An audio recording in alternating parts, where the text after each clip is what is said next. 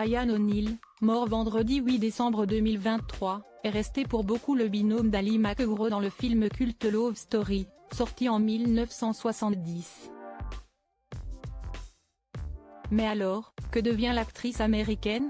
Elle compte parmi les plus belles actrices du monde. Dès son plus jeune âge, Ally McGraw s'est destinée à une carrière artistique. Après avoir fait des études d'histoire de l'art, elle est tour à tour, assistante de photographe, styliste photographique, avant de devenir mannequin pour de grandes enseignes.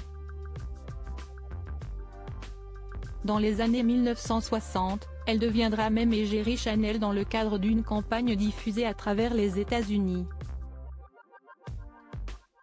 Son visage ne manque pas d'être remarqué par les plus grands. CST ainsi qu'elle démarre une carrière au cinéma. En 1969, elle joue pour la première fois dans un long métrage intitulé Goodbye Columbus.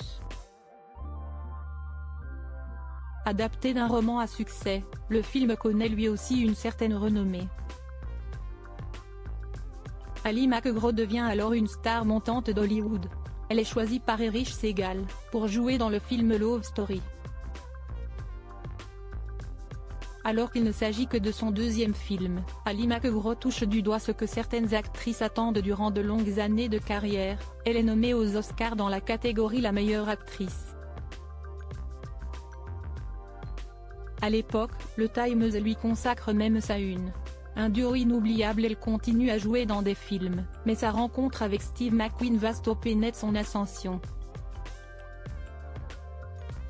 Ce dernier lui demande de ne plus travailler et de se consacrer à son rôle de mère. Elle laisse filer aussi les années et les opportunités.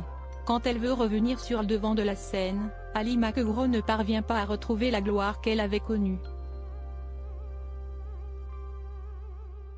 En 1978, le film Convoy de Sam Peckinpah, avec lequel elle fait son retour, ne fonctionne pas.